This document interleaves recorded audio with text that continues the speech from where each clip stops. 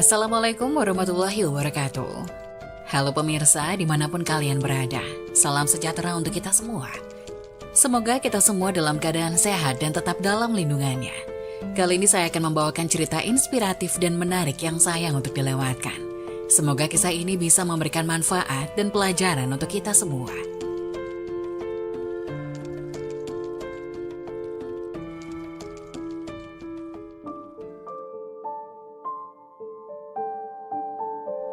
Mayat wanita ini dipenuhi lintah, mata terbelalak dan lidah menjulur. Suaminya cerita begini. Jamilah, bukan nama sebenarnya, adalah istri dari Pak Husnin. Ia adalah perempuan yang cantik jelita, mereka sudah dikaruniai beberapa anak. Walaupun sudah memiliki anak, istri Husin yang mempunyai bentuk tubuh yang menarik dan pintar berdandan ini ternyata suka berbuat curang. Ia ternyata sering memperoleh uang dari hasil berjualan kecil-kecilan, yaitu menjual beras selundupan dari negeri Gajah Putih, Thailand. Ini dilakukannya untuk membantu suaminya yang hanya seorang petani.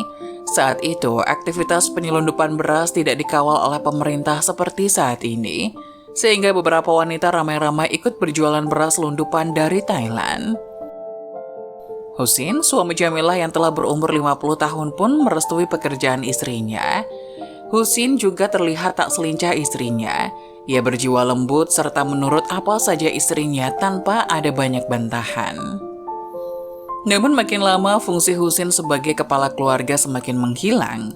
Tergantikan perannya oleh Jamilah istrinya. Jamilah mulai disibukkan dengan pekerjaannya. Ia keluar masuk rumah dan terkadang pulang sampai larut malam. Bahkan juga pernah tidak pulang untuk 1 atau 2 hari. Namun hal itu tidak dipermasalahkan oleh Husin. Husin yakin apa yang dikerjakan Jamilah itu hanyalah untuk mencari uang demi memenuhi kebutuhan keluarga. Banyak warga kampungnya yang ikut menjual beras selundupan Thailand tersebut, namun hanya sekedar untuk memenuhi kebutuhan hidup keluarga saja. Beda dengan Jamilah, ia sampai bisa membeli gelang serta kalung emas yang banyak seperti yang melekat pada tubuhnya. Orang-orang pun mulai ramai membicarakan kesuksesannya, hingga banyak yang ingin tahu bagaimana cara ia berbisnis sehingga bisa berhasil dan bisa membeli banyak perhiasan. Sejak saat itu banyak yang ingin tahu gerak-gerik Jamilah dalam bekerja, hal ini tanpa diketahui oleh Jamilah sama sekali. Awal mula rahasia Jamilah terbongkar saat pihak imigran Thailand melakukan kontrol terhadap sembako. Beberapa orang tertangkap karena mencoba memasukkan beras selundupan asal Thailand termasuk yang ditangkap itu Jamilah. Tapi sesudah beberapa jam, Jamilah justru dilepaskan oleh pihak imigran Thailand dengan muka senyum beserta beras selundupannya yang juga berhasil dibawa ke Malaysia. Sedangkan orang lain yang tertangkap dengan terpaksa harus membayar denda yang begitu besar dan beras yang mereka selundupkan pun disita petugas. Sikap tak senang ditunjukkan para penyelundup lain. Mereka bertanya-tanya kenapa Jamilah bisa lepas sedangkan mereka mengalami nasib yang sebaliknya. Suatu hari baru mereka mengetahui rupanya Jamilah sudah memberi suap dengan pegawai bea cukai Thailand. Jamilah rela tidur dengan pegawai tersebut. Perbuatan itu bukanlah sekali 2 kali, bahkan juga sudah sering terjadi setiap saat agar bisa lolos dari tahanan bea cukai Thailand di perbatasan. Selang beberapa hari tersiar kabar bahwa Jamilah juga punya bisnis sambilan saat berada di Thailand. Ternyata Jamilah menjual dirinya sebagai pemuas birahi pria Thailand. Jadi wajar jika Jamilah bisa mendapatkan uang yang banyak dan membeli emas yang banyak. Cerita tentang Jamilah ini akhirnya sampai juga ke warga sekitar rumahnya, hingga orang tak heran dengan kemewahan yang dimilikinya. Warga kampung pun mulai jijik terhadap Jamilah karena melakukan perbuatan yang keji tersebut demi semua kemewahan dunia. Husin, sang suami, juga sudah diberitahu tentang sifat Jamilah, tapi ia awalnya tak yakin dengan kabar tersebut. Husin hanya bisa berserah diri pada Allah untuk membuktikan istrinya selingkuh. Ia bahkan tak punya cukup bukti dan tidak melihat dengan mata kepalanya sendiri. Selang 1 tahun kemudian, Jamilah dikabarkan terserang sakit kepala dan demam. Semakin hari, sakitnya semakin parah hingga mendekati ajalnya.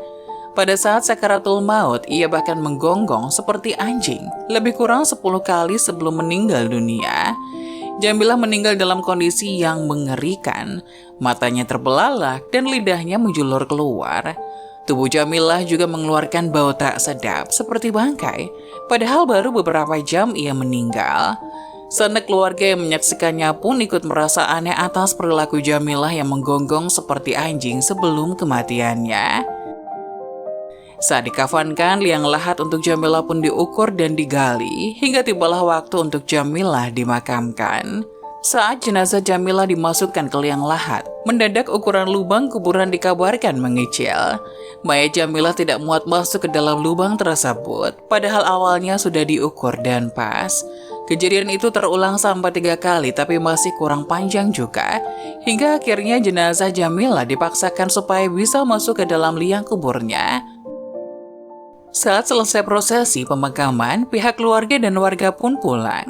Husin sempat membuat sertifikat kematian Jamilah dan membutuhkan KTP sang istri usai pemakaman. Setelah ditanya kepada anaknya, ternyata KTP Jamilah terjatuh ke dalam lubang kuburan saat anaknya turun ke dalam liang lahat. Jamilah dan KTP tersebut ikut terkubur bersama jenazah Jamilah.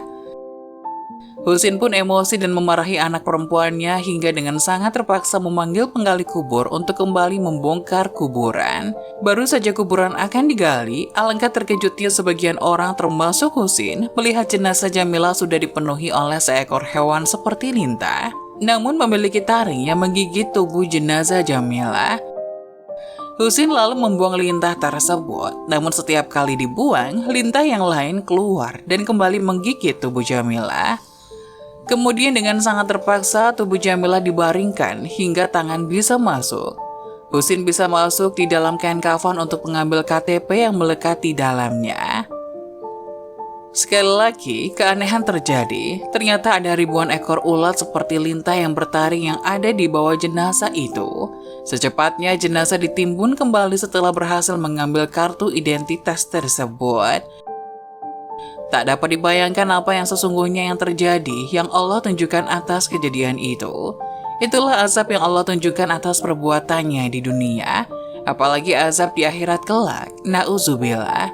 Untuk para istri, janganlah berlaku curang terhadap suami hingga melakukan selingkuh, karena dosanya sangat besar.